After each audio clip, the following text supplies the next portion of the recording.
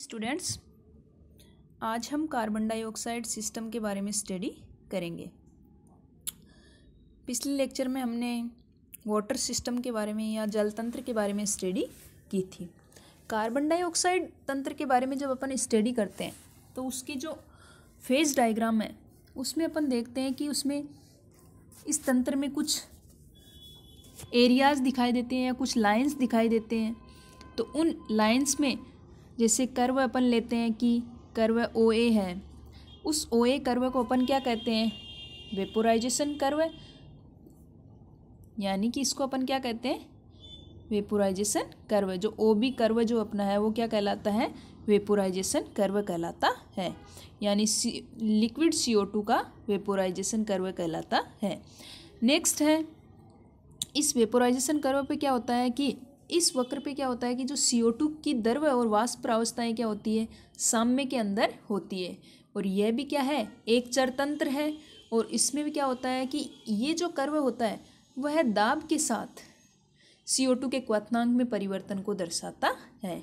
यानी दाब जैसे जैसे बढ़ेगा तो CO2 के क्वथनांक में भी क्या आती है? कमी या वृद्धि होती रहती है। नेक्स्ट आता है कि OA वक्र।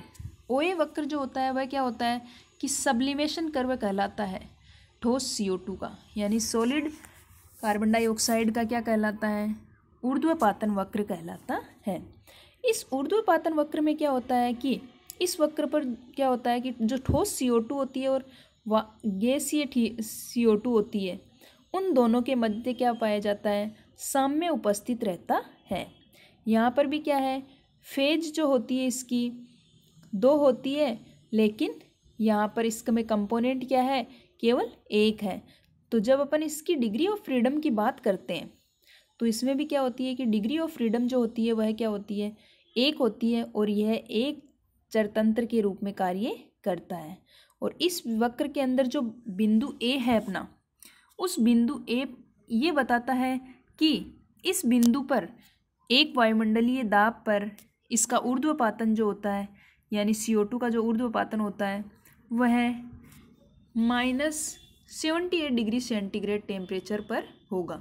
यानी जब एक एटमॉस्फेयर या एक वायुमंडलीय दाब होगा तो CO2 का जो ऊर्ध्वपातन होगा या सब्लिमेशन होगा वह -78 डिग्री सेंटीग्रेड टेम्परेचर पर होता है। नेक्स्ट जो कर्व है वो है फ्यूजन कर्व। इसमें क्या होता है कि इसको अपन क्या कहते हैं? गलन वक्र कहते हैं, या सॉलिड CO2 का गलन वक्र कहलाता है। इस वक्र पे क्या होता है कि ठोस व द्रव CO2 के मध्य क्या पाया जाता है? साम्य होता है। और जब अपन इसकी डिग्री ऑफ फ्रीडम की बात करते हैं तो ये भी क्या हो गया? 2 फेज और 1 कंपोनेंट सिस्टम। तो डिग्री ऑफ फ्रीडम भी इसकी क्या होती है?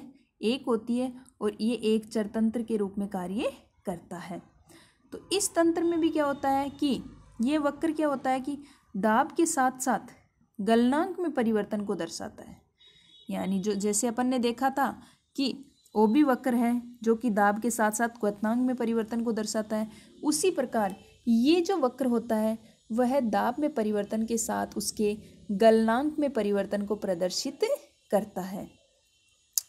तो इसमें क्या होता है कि जो वक्र जो होता है, जो इस वक्र का जो ढाल होता है वह दर्शाता है कि जब ठोस CO2 का गलनांक दाब में वृद्धि के साथ साथ क्या होता जाता है? बढ़ता जाता है। यानी जैसे जैसे दाब बढ़ाएंगे तो ठोस CO2 का गलनांक भी क्या हो जाएगा? दाब में वृद्धि के साथ बढ़ता है।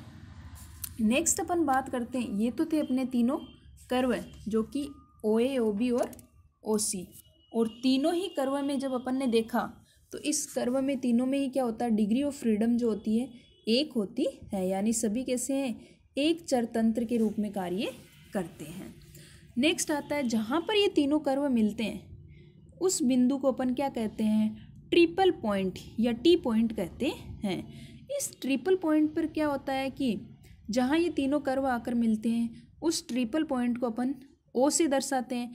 और O जो होता है उस पर जहाँ ट्रिपल पॉइंट बनता है वहाँ का जो प्रेशर होता है वो होता है 5.2 एटमॉस्फेयर, और जो टेम्परेचर जो होता है वो होता है -57 डिग्री सेंटीग्रेड।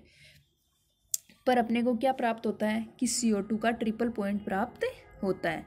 इस बिंदु पर क्या होता है कि ताप या दाब में थोड़ा सा भी परिवर्तन करते हैं तो तीनों प्रावस्थाओं में से एक अदृश्य हो जाती है, यानी एक गायब हो जाती है। अगर अपन इसमें परिवर्तन करेंगे, ट्रिपल पॉइंट में परिवर्तन करते हैं, तो ट्रिपल पॉइंट में परिवर्तन करते ही क्या हो जाएगी, इसकी एक प्रावस्था गायब हो जाती है।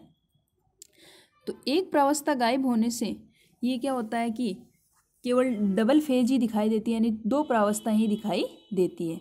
तो ताप को थोड़ा बढ़ाने पर ठोस प्रावस्था अदृश्य हो जाती है और साम्य वक्र जो होता है वह OB की ओर विस्थापित हो जाता है। यानी जब अपन टेम्परेचर थोड़ा सा बढ़ाते हैं इसमें, जैसे मान लिया अपन ने टेम्परेचर को इंक्रीज़ किया, तो टेम्परेचर बढ़ाने से क्या हो जाएगा कि ठोस प्रावस्था गायब हो जाएगी, यानी OC वाला कर्व गायब हो जाता है और जो ट्रिपल पॉइंट साम्य वक्र होगा वह B की ओर विस्थापित हो जाता है, यानी OB की ओर विस्थापित होता है। और अगर अपन टेम्परेचर में थोड़ी कमी करते हैं तो क्या होता है, कमी करने पर अपना थोड़ी सी कमी की तो द्रव प्रावस्था क्या हो जाएगी, गायब हो जाएगी और अपने को कर्व कहाँ नजर आएगा, अपने को कर्व OA की तरफ विस्थापित होता नजर आता है। तो अपन यूँ कह सकते हैं कि ताप को स्थिर रखते हुए यदि दाब को बढ़ाया जाता है तो वाष्प प्रावस्था गायब हो जाती है। यानी कि अगर अपन टेम्परेचर को कांस्टेंट रखते हैं और अपन इसके प्रेशर को बढ़ाते हैं, यानी टेम्परेचर तो अपना कांस्टेंट है और अपन केवल प्रेशर बढ़ाते हैं, तो प्रेशर बढ़ाने से अपना क्या हो जाएगा, कौन सी प्रावस्था गायब हो जाती है, वाष्प प्रावस्था अदृश्य हो जाती है और वक्र जो होता है वह OC की ओर विस्थापित हो जाता है। तो कहने का मतलब ये है कि जब अपन इस कर्व के किसी में भी परिवर्तन करते हैं टेम्परेचर या प्रेशर में, तो उनमें ट्रिपल पॉइंट पर अगर थोड़ा सा भी परिवर्तन होता है तो तीनों प्रावस्थाओं में से एक प्रावस्था गायब हो जाती है। और ट्रिपल पॉइंट पर जब अपन देखते हैं कि इनकी डिग्री ऑफ फ्रीडम का मान क्या होता है, क्यों तो ट्रिपल पॉइंट पर क्या होता है कि तीनों की तीनों फेज उपस्थित है, तो इसमें डिग्री ऑफ फ्रीडम जो होती है वह 0 होती है। नेक्स्ट आता है कि इसके अंदर जो एरियाज है, जब अपन एरियाज की बात करते हैं, यानी कि AOC, AOB और BOC, इन तीनों एरिया की अपन बात करते हैं तो तीनों ही एरिया में क्या होता है कि क्रमशः ठोस, द्रव और गैस प्रावस्था होती है। यानी इनमें एक ही प्रावस्था उपस्थित होती है और जब एक फेज उपस्थित होती है तो डिग्री ऑफ फ्रीडम का जो मान होगा वह क्या आता है, 2 आता है और तंत्र द्विचर की सिस्टम की भांति कार्य करता है या द्विचर तंत्र होता है। या फिर अपन यूँ कह सकते हैं कि इन क्षेत्रों में क्या होता है कि ताप तथा दाब दोनों आवश्यक होते हैं। यानी कि इन रीजन्स के लिए जो अपन क्षेत्र बनते हैं AOB, BOC और AOC, तो इनके लिए क्या होता है, टेम्परेचर और प्रेशर दोनों ही आवश्यक होते हैं। अब देखें अपन कि ये जो कार्बन डाइऑक्साइड का जो तंत्र है या इसका फेज डायग्राम जो है वह वाटर सिस्टम के फेज डायग्राम के समान होता है, लेकिन इसमें कुछ बातें अलग अलग होती है या डिफरेंट होती है। तो वो जो अलग अलग बातें हैं वो कौन सी है अपन देखते हैं। तो इसमें क्या होता है कि जब ठोस CO2 के गलन के वक्र का अपन ढाल देखें तो इसमें क्या होता है कि ठोस CO2 के जो गलन के वक्र का जो ढाल होता है वह दाब जो होता है वह दाईं ओर होता है, यानी कि इसके दाईं ओर होता है, जबकि जल तंत्र में क्या होता है, इसके गलन के वक्र का ढाल जो होता है वह क्या होता है, बाईं ओर होता है। तो एक तो ये अंतर होता है इसमें। तो इसका मतलब ये हो गया कि दाब बढ़ाने पर क्या होता है कि ठोस CO2 का गलनांक बढ़ता है, लेकिन दाब बढ़ाने पर बर्फ़ का गलनांक क्या होता है, कम होता है। तो ये इसके वक्र से अपन ज्ञात कर सकते हैं कि जो CO2 का जो कर्व होता है, यानी कि उस CO2 का जो गलन वक्र है वो क्या होता है कि उसका ढाल जो होता है वह दाईं ओर होता है, जबकि H2O में उसका ढाल क्या होता है, बाईं ओर होता है। तो इससे ये स्पष्ट होता है कि जब अपन CO2 में अपन प्रेशर बढ़ाते हैं तो उसमें क्या हो जाएगा, CO2 का गलनांक बढ़ता है, जबकि H2O में अगर अपन प्रेशर बढ़ाते हैं तो उसमें बर्फ़ का गलनांक कम होता है। नेक्स्ट आता है इसमें कि ठोस CO2 है वो द्रव्य के साथ साम्य अवस्था में केवल उच्च दाब यानी कि 5.2 एटमॉस्फेयर से ज़्यादा हो पर ही पाई जाती है। जबकि जो जल होता है, जल तंत्र में क्या होता है कि बर्फ और द्रव दोनों अति निम्न दाब 4.5 mmHg पर साम्य में होते हैं। यानी ये तो इतने निम्न दाब पर ही साम्य में होते हैं, जबकि CO2 में क्या होता है, ये 5.2 एटमॉस्फेयर प्रेशर पर ही साम्य में रहते हैं। यानी ठोस CO2 और द्रव CO2 साम्य अवस्था में होते हैं। लास्ट है कि जो ठोस CO2 का वाष्प दाब होता है वह अति निम्न ताप पर भी काफ़ी उच्च होता है, जबकि बर्फ के वाष्प दाब से ये कई गुना अधिक होता है। तो ये कार्बन डाइऑक्साइड तंत्र का महत्वपूर्ण लक्षण एक ये है कि वायुमंडलीय दाब पर भी CO2 गैस को -78 डिग्री सेंटीग्रेड तक ठंडा कर बिना द्रव प्रावस्था के सीधे ही ठोस में परिवर्तित किया जा सकता है। तो ये इसका महत्वपूर्ण लक्षण है, यानी कि -78 डिग्री सेंटीग्रेड तक उसको ठंडा करके अपन बिना द्रव अवस्था में चेंज किए ही उसको गैस में कन्वर्ट कर सकते हैं या ठोस प्रावस्था में परिवर्तित किया जा सकता है। इसी कारण क्या है कि ठोस CO2 को अपन क्या कहते हैं, सामान्यतः शुष्क बर्फ या ड्राई आइस के नाम से भी जाना जाता है।